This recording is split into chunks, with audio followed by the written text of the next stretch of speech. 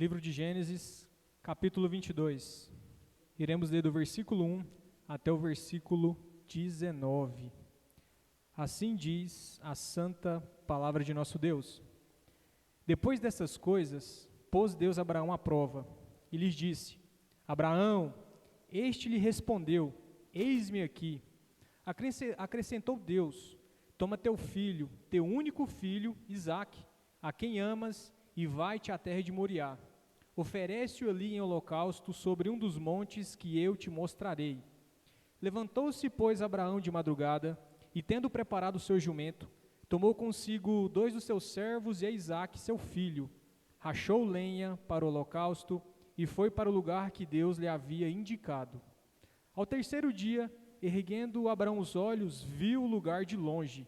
Então disse a seus servos: Esperai aqui com o jumento, eu e o rapaz iremos até lá, e havendo adorado, voltaremos para junto de vós. Tomou Abraão a lenha do holocausto e a colocou sobre Isaque, seu filho. Ele, porém, levava nas mãos o fogo e o cutelo. Assim caminhavam ambos juntos. Quando Isaque disse a Abraão, seu pai: Meu pai, respondeu Abraão: Eis-me aqui, meu filho. Perguntou-lhe Isaque: Eis o fogo e a lenha, mas onde está o cordeiro para o holocausto? Respondeu Abraão: Deus proverá para si, meu filho, o cordeiro para o holocausto. E seguiam ambos juntos. Chegaram ao lugar que Deus lhe havia designado, e ali edificou Abraão um altar. Sobre ele dispôs a lenha, amarrou Isaque, seu filho, e o deitou no altar em cima da lenha. E estendendo a mão, tomou o cutelo para imolar o filho. Mas do céu lhe bradou o anjo do Senhor: Abraão, Abraão! Este respondeu: Eis-me aqui. Então lhe disse: Não estendas a mão sobre o rapaz e nada lhe faças, pois agora seis que temes a Deus, porquanto não me negaste o filho, o teu único filho. Tendo Abraão erguido os olhos, viu atrás de si um carneiro preso pelos chifres. Entre os arbustos, tomou Abraão o carneiro e o ofereceu em holocausto em lugar de seu filho. E pôs Abraão por nome aquele lugar: O Senhor proverá. Daí dizer-se até o dia de hoje: No monte do Senhor se proverá. Então do céu bradou pela segunda vez o anjo do Senhor a Abraão, e disse: Jurei por mim mesmo, diz o Senhor, porquanto fizeste isso e não me negaste o teu único filho, que deveras te abençoarei e certamente multiplicarei a tua descendência como as estrelas dos céus e como a areia na praia do mar. A tua descendência possuirá a cidade dos seus inimigos, nela serão benditas todas as nações da terra, porquanto obedeceste a minha voz. Então voltou Abraão aos seus servos, e juntos foram para Berseba, onde fixou residência. Vamos orar, meus irmãos. Deus Altíssimo, mais uma vez, a tua igreja se apresenta diante da tua santa presença. Recorremos ao teu Santo Espírito nesta noite, para que ele possa nos fazer entender, Pai, a palavra que foi lida, que é a palavra do Senhor. Que o Senhor quebrante os nossos corações, que o Senhor faça com que os nossos ouvidos estejam, Senhor Deus, atento à tua santa palavra. É no nome de Jesus Cristo que te pedimos como igreja. Amém. Pois bem, meus irmãos, acredito que todos conheçam o livro de Gênesis.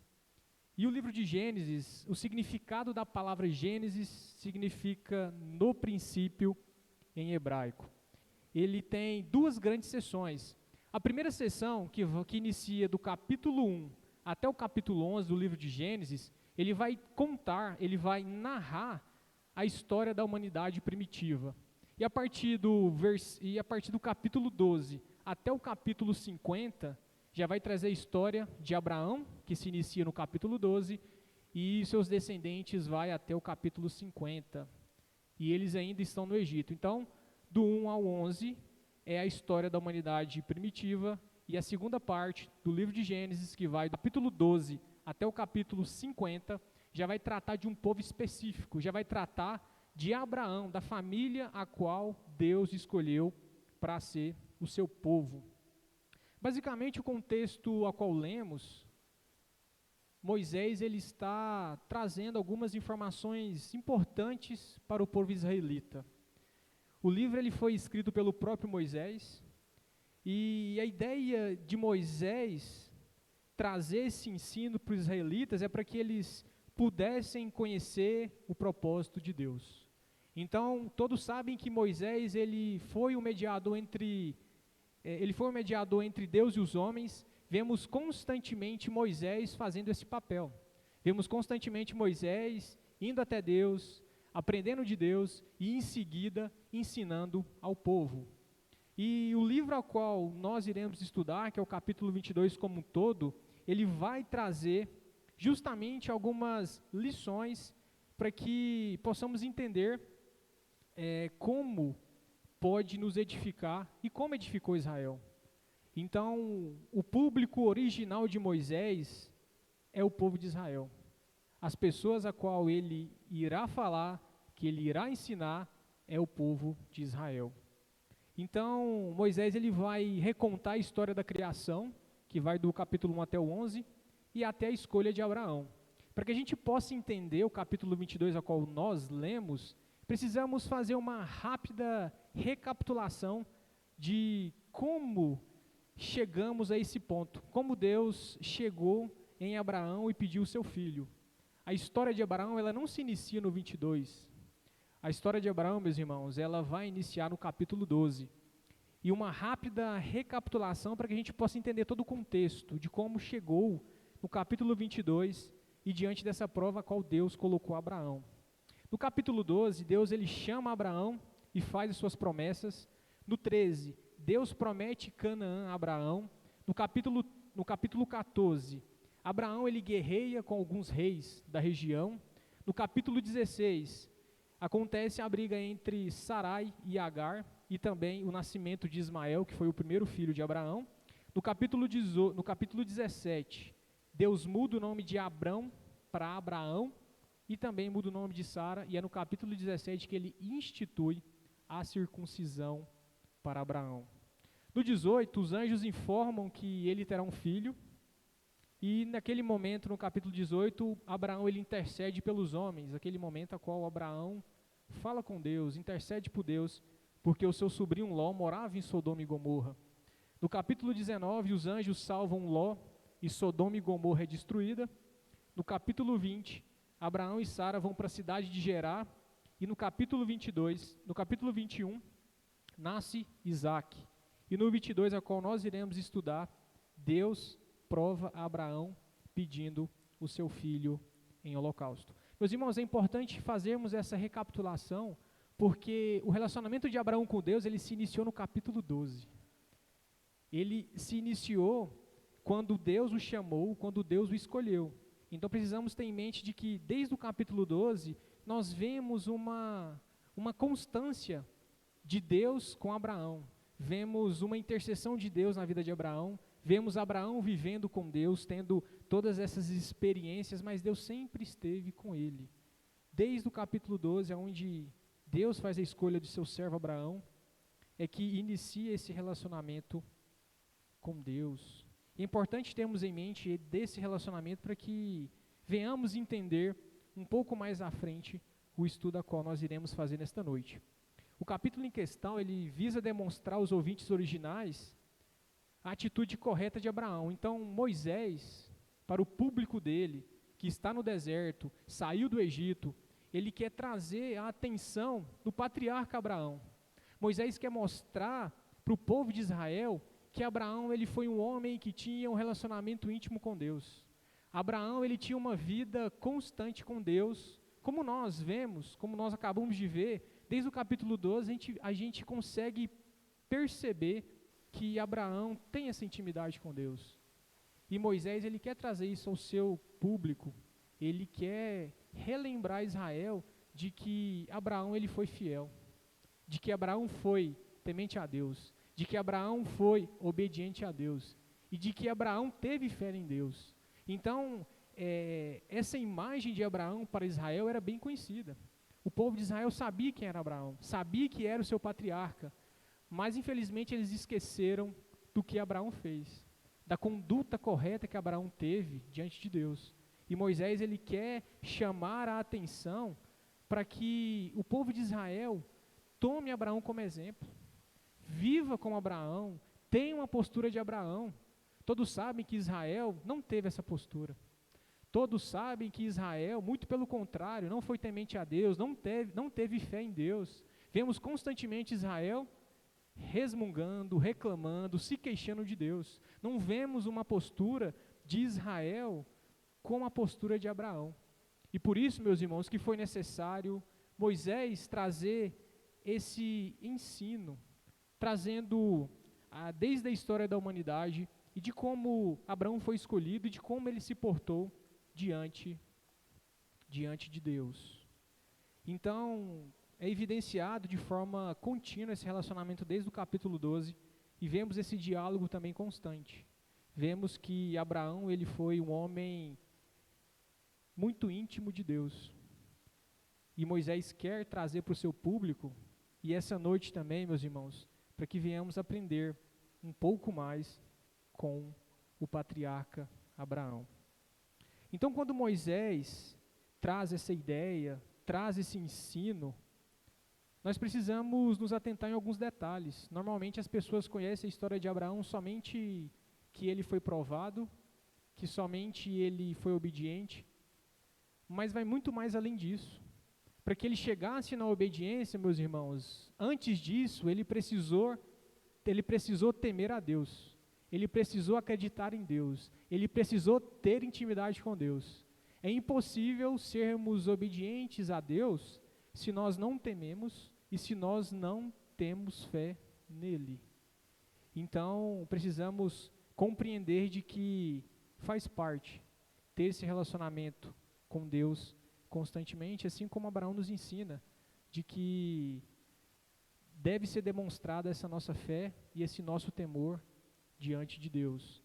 Então, de forma ampla, de forma geral, o capítulo ele vai trazer algumas lições para nós. Assim como Moisés buscou trazer essas lições para o povo de Israel, nós conseguimos também aprender muito com essa narrativa. Precisamos compreender de que Moisés, ele traz isso em nossas mentes. Então, como nós aprendemos com Abraão? Quais são as lições que nós conseguimos extrair dessa narrativa, extrair do autor, que é o próprio Moisés? Primeiramente, meus irmãos, a primeira lição do texto ao qual nós lemos, nós precisamos compreender que as provas ou testes de Deus sempre irá existir em nossas vidas. Sempre teremos provações. Sempre teremos dificuldades. Nós, como filhos de Deus, nós teremos isso por resto de nossas vidas. Essa batalha, essa dificuldade, esses obstáculos que aparecem em nossas vidas, sempre existirá. Nós sempre seremos provados por Deus para saber se de fato nós o amamos. E aqui nesse contexto de Abraão, ele de fato ele foi testado ao extremo. Deus basicamente pediu seu único filho. Ele foi no ponto mais importante da vida de Abraão, que era o seu filho. Ele era um homem já idoso, ele era um homem que amava o seu filho, esse filho era o filho da promessa.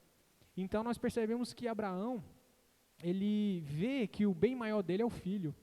E quando Deus o pede, quando Deus o prova e diz: Abraão, dê-me o seu filho em holocausto, Abraão em nenhum momento hesita. Abraão em nenhum momento ele questiona a Deus, ele pergunta novamente para Deus se realmente é isso que Deus quer. Não, Abraão ele vai, Abraão ele levanta e basicamente executa aquilo que Deus o mandou. Então as provas, ela vai servir para nos testar, e normalmente, meus irmãos, as provas de Deus, ela sempre vai exigir muito de nós. Normalmente as provas de Deus, ela é um pouco mais pesada. As provas de Deus sempre vai nos levar ao nosso limite. E diante disso, como nós temos nos portado diante dessas provas? Qual é a nossa atitude como cristão diante das provas de Deus? Será que as provas, ela vai nos fazer desistir? É bom relembrar também que existe dois tipos de prova, meus irmãos. Existe a prova que vem do diabo, que é para o nosso mal, e existe a prova que vem de Deus, que é para o nosso crescimento, que é para o nosso desenvolvimento. Normalmente, nós como crentes, não vemos as provações como uma coisa boa, mas deveríamos ter essa visão de que é uma coisa boa.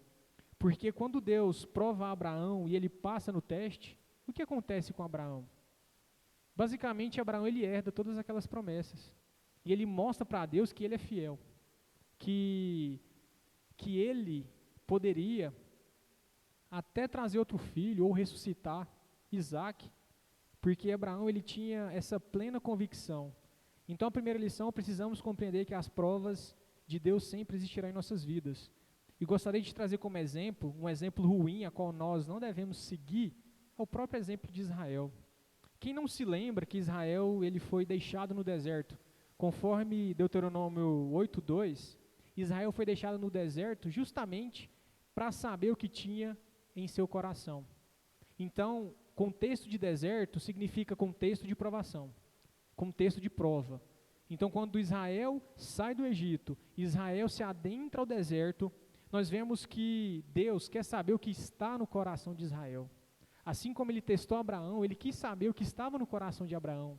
Será que Abraão o amava de verdade? Israel, será que amava Deus de verdade? Acredito que os irmãos conheçam a história de Israel e saibam que eles não passaram no teste. Israel não passou no teste. Apesar da provisão, apesar do amor de Deus, Israel acabou ignorando as ordens diretas de Deus. E vemos consequências dessas desobediências. Também em Êxodo 20:20 vai trazer uma perspectiva um pouco mais clara, que diz o seguinte: respondeu Moisés ao povo, não temais, Deus veio para vos provar e para que seu temor esteja diante de vós, a fim de que não pequeis. E como eu disse, meus irmãos, Deus nos prova para saber o que tem no nosso coração e também para nos santificar. Quando Ele pede para Abraão essa prova impossível aos nossos olhos, Ele queria saber se realmente ele amava mais o filho ou se ele amava mais a Deus. E diante dessa primeira lição, a pergunta que eu lanço diante dos irmãos é: qual que deve ser a nossa postura diante das provas? Será que nós devemos desistir? Será que nós devemos ter uma atitude como a de Israel? Como foi dito mais cedo na escola dominical, nós somos um ótimo exemplo de Israel. O que muda é só a nação. Mas nós sempre nos deparamos com situações a qual nós reclamamos, a qual nós nos queixamos. Normalmente nós não queremos a prova de Deus. E Israel deixa isso claro na história. Nós vemos Israel sempre reclamando, apesar de ter visto todos aqueles milagres, de todas aquelas provações. Nós vemos Israel deixando de lado as ordens diretas de Deus. Que possamos ter em mente de que nós precisamos obedecer a Deus de forma incondicional, meus irmãos. Que possamos ter isso em mente. E o nosso dever diante das provas de Deus não deve ser de desistência, não deve ser de uma reclamação constante, muito pelo contrário. Nós precisamos ser gratos pelas provas, porque é as provas que nos fazem evoluir, é as provas que nos fazem conhecer mais de Deus, é as provas que nos fazem orar mais, se dedicar mais a Deus. Às vezes não percebemos, mas sempre estamos diante de Deus em oração. Quando as coisas apertam, quando as coisas ficam difíceis, qual que é a postura do crente verdadeiro? É a oração.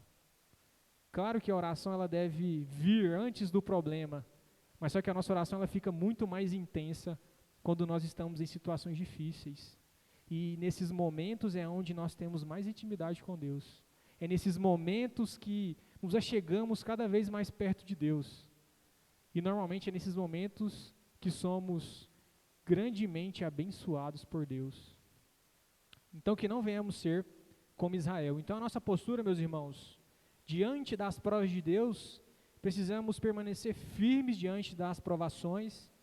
E no livro de Tiago, capítulo 1, versículo 2, diz o seguinte: feliz a pessoa que persevera na provação, porque após ter sido aprovada, receberá o prêmio da coroa da vida que Deus prometeu aos que o amam.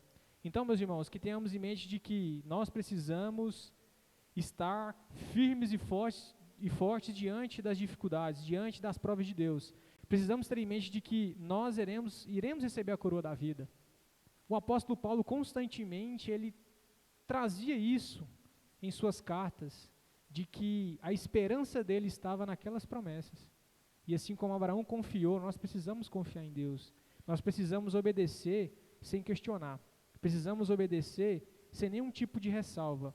Precisamos amar a Deus, porque, meus irmãos, a Bíblia nos diz que só amamos a Deus quando o obedecemos. E Abraão provou esse amor, provou que amava Deus acima de todas as coisas e até do que o seu próprio filho. E a segunda lição que nós podemos aprender com o texto ao qual nós lemos, com o patriarca Abraão, é o seguinte: precisamos ter temor e fé em Deus. Precisamos ter temor e fé em Deus. Meus irmãos, para que possamos ser obedientes, como foi falado anteriormente, precisamos sim temer a Deus. Só que o temor nesse contexto não é aquele sentimento de medo. O temor aqui que o texto traz significa um respeito profundo, uma referência por Deus, um respeito profundo por Deus, uma reverência grandiosa por Deus. E além do temor, precisamos ter a fé de Abraão, porque foi a fé de Abraão que o fez obedecer imediatamente. No versículo 3, que diz o seguinte: levantou-se, pois, Abraão de madrugada, e tendo preparado o seu jumento, tomou consigo 2 dos seus servos. Perceba, meus irmãos, ele levantou de madrugada. Assim que ele recebeu a ordem direta de Deus, ele basicamente levantou, preparou o que precisava ser preparado e partiu. Então, o temor, juntamente com a fé do patriarca Abraão, fez obedecer de forma imediata. Ele se prontificou, ele não questionou, ele não perguntou: Deus, para onde que eu vou, para onde, será que é isso mesmo? Não. Abraão simplesmente levantou-se e foi. E é isso que nos faz, meus irmãos, colocar a obediência em prática. Quando tememos a Deus e quando temos fé em Deus. E essas coisas, elas são práticas. O temor e a fé, ela é uma prática constante de uma intimidade com Deus. Quando eu trouxe o contexto desde o capítulo 12 para que a gente pudesse ter um panorama da história, de onde começa a história de Abraão, foi justamente para demonstrar que Abraão possuía essa intimidade, que Abraão tinha esse contato, que Abraão tinha esse relacionamento, e foi através desse relacionamento que ele foi crescendo em fé, que ele foi cada vez mais conhecendo a Deus, temendo a Deus, reverenciando a Deus, tendo respeito profundo por Deus, e também tendo uma fé resoluta também para com Deus. Normalmente, meus irmãos, nós deixamos de conhecer a Deus. E quando nós deixamos de conhecer a Deus, automaticamente não iremos temê-lo. Automaticamente não iremos crer nele. Como é que eu vou crer em um Deus que eu não me relaciono? Como é que eu vou conhecer de Deus? Como é que eu vou entender o que Ele gosta, o que Ele deixa de gostar, o que Ele exige, o que Ele não exige, o que pode, o que não pode? Nós precisamos entender que esse relacionamento é importante.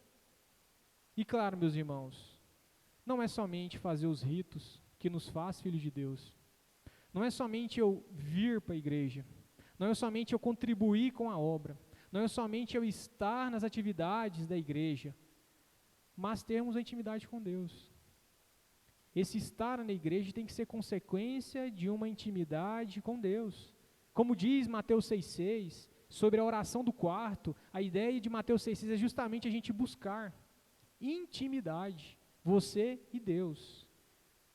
Essa intimidade, ela é importante, porque sem essa intimidade, meus irmãos, não teremos temor e muito menos teremos fé.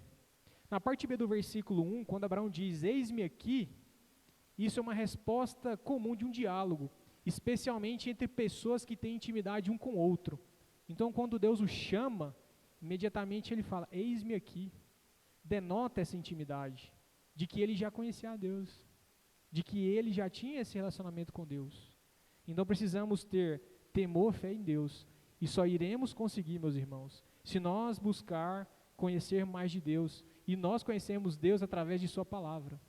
Neste contexto, Deus ele falava diretamente aos seus profetas, falava diretamente a Moisés, falava diretamente a Abraão, mas em nossos tempos, Deus fala através das sagradas Escrituras. Se você quiser conhecer a Deus, é gastando tempo com a Bíblia Sagrada. É lendo, é meditando, é orando, é pedindo a ajuda do Espírito Santo para que nós sejamos capacitados de entender aquilo que Deus quer que entendamos, para entender o caminho que Deus quer que sigamos. Normalmente, deixamos as nossas Bíblias abertas e pensamos que Deus não tem falado conosco. E claro, meus irmãos, a consequência de não buscar mais de Deus através da tua palavra irá nos conduzir sim em uma vida totalmente solitária de Deus. E diante dessa lição, como nós iremos conseguir ter esse temor? Como nós iremos conseguir ter essa fé? Como foi dito, buscando a Deus, mas eu gostaria de complementar com 3 versículos do salmista. O Salmo 119, versículo 11, diz o seguinte: escondi a tua palavra no meu coração para eu não pecar contra ti. Salmo 119, versículo 12: bendita és tu, ó Senhor, ensina-me os teus estatutos. E no 119, 18 diz: abre tu os meus olhos para que eu veja as maravilhas da tua lei. Não sei, meus irmãos, se vocês já leram todo o Salmo 119. Basicamente, o Salmo 119, ele vai trazer o salmista desejando conhecer mais de Deus, desejando alegria na lei de Deus. Então nós vemos lá, se não me falha a memória, 176 versículos falando exclusivamente da lei de Deus. Trazendo a memória do salmista que ele precisa ter essa intimidade. Quando fala, escondi a tua palavra no meu coração, é quando nós lemos a Sagrada Escritura, é quando nós meditamos. Não tem como a gente guardar a palavra de Deus se nós não a lemos. Não tem como Deus nos ensinar os seus estatutos se nós não lemos. E no 118, abre os meus olhos para que eu veja as maravilhas da tua lei. Então, basicamente, meus irmãos, só iremos ver as maravilhas da lei de Deus se nós buscarmos conhecer Ele através das Sagradas Escrituras.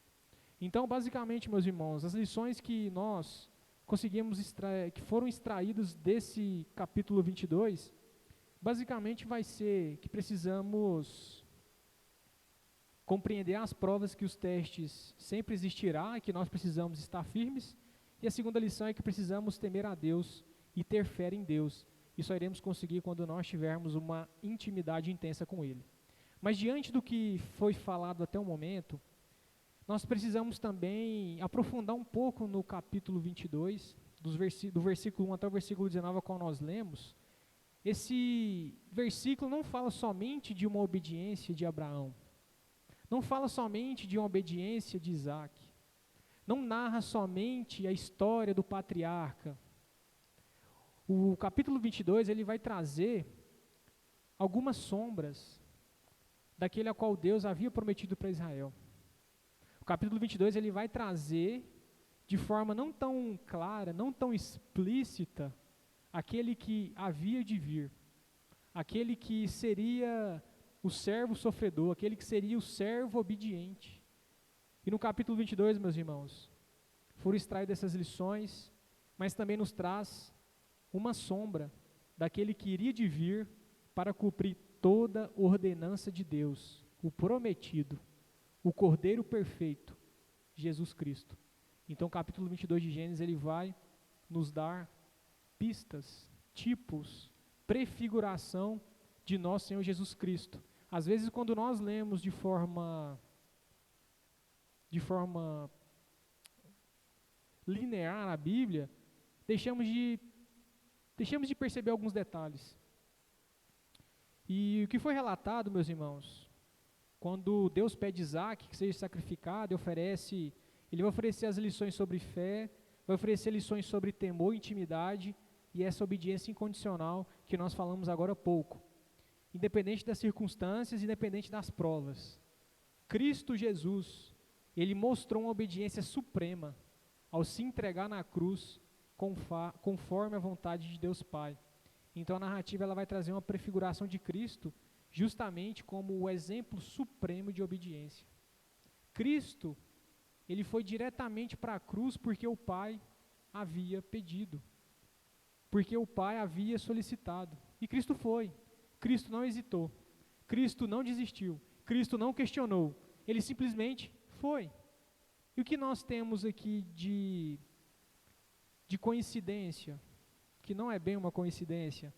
Abraão nos dá esse exemplo de obediência incondicional.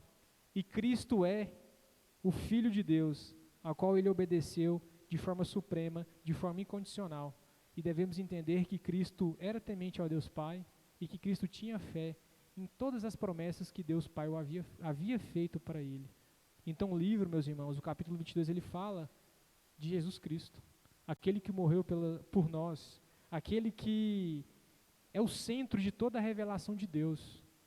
Precisamos ter em mente de que a Bíblia, o ápice da revelação de Deus, é o seu Filho Jesus Cristo. E Jesus Cristo, ele está desde o primeiro versículo de Gênesis até o último capítulo de Apocalipse. Por mais que não esteja de forma tão clara como eu havia dito anteriormente. Então, meus irmãos, dentro do cânon de toda a Escritura, a história de Abraão em sacrificar obedientemente o filho tipifica o sacrifício de Cristo. Foi o que eu acabei de falar. Abraão, ele é um exemplo de uma obediência incondicional. E Cristo também é um exemplo supremo de uma obediência incondicional. E quando Abraão declara que Deus proverá o cordeiro, conforme no versículo 8, esse versículo também ressoa como uma oferta divina do cordeiro para salvar o mundo. Então aqui nós conseguimos visualizar que todo esse arranjo do livro é para apontar para Cristo. É para mostrar que iria vir uma pessoa perfeita, que iria vir o Filho de Deus. A provisão divina também do cordeiro no Monte Moriá tipifica também o sacrifício de Cristo. Quando ele sobe ao monte com Isaac, e Isaac questiona: pai, aqui está o cutelo, aqui está o fogo, onde está o sacrifício? E Abraão, com ato de fé, ele diz que Deus proverá. Então ele tipifica esse sacrifício de Cristo. Por fim, Deus acaba provendo o verdadeiro cordeiro sem mácula que assume o lugar da humanidade.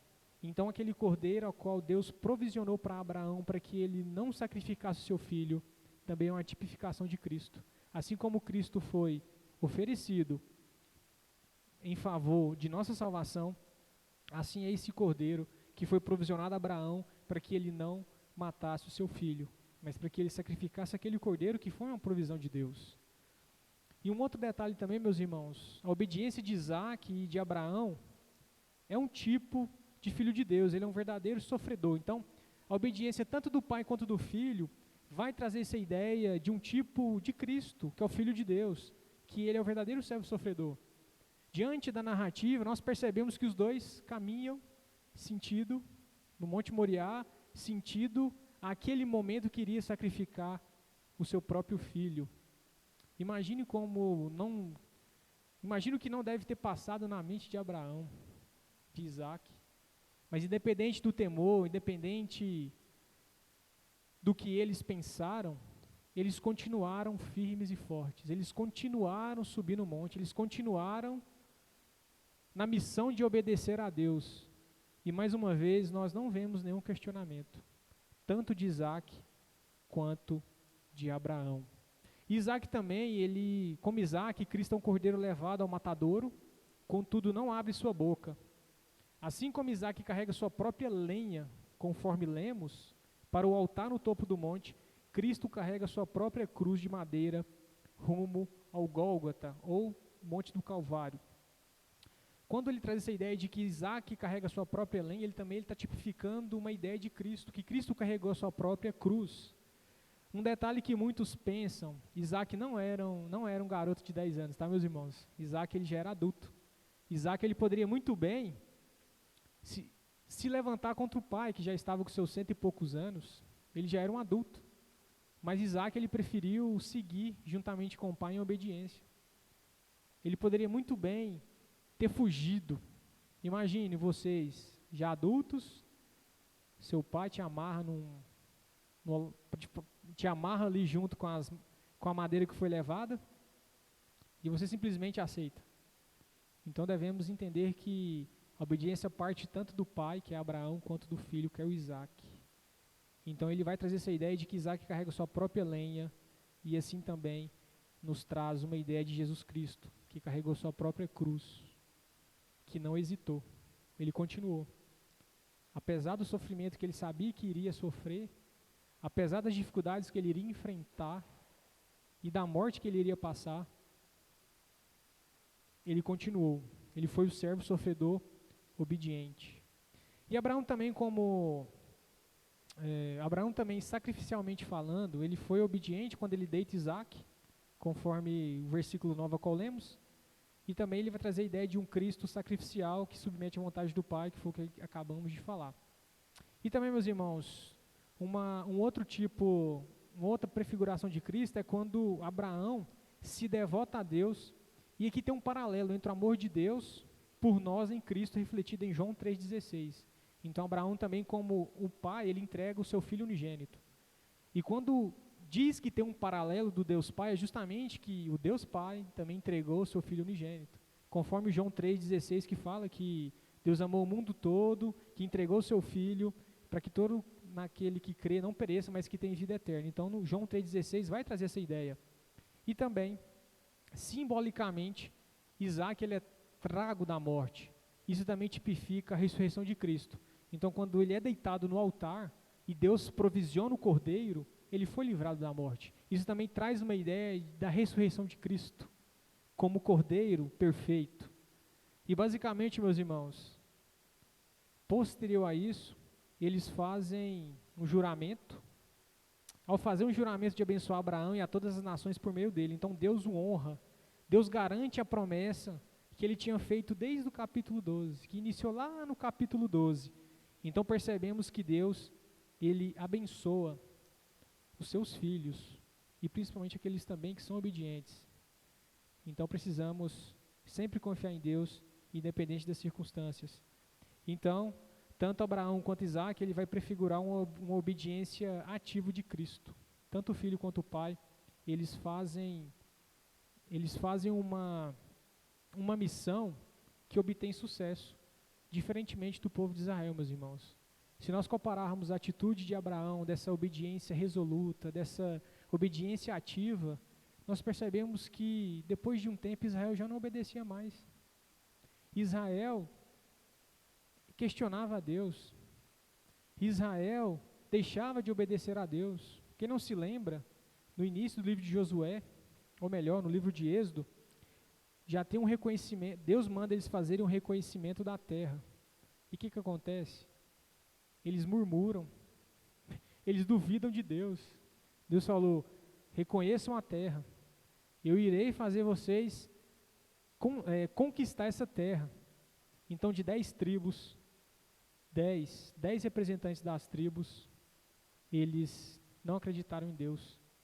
Eles acabaram trazendo castigo sobre aquela geração, porque a geração anterior ela não entrou na terra de Canaã. Nem Moisés entrou na terra de Canaã. Somente quem persevera em obedecer a Deus é que vai obter aquilo que Deus tem prometido para os seus filhos.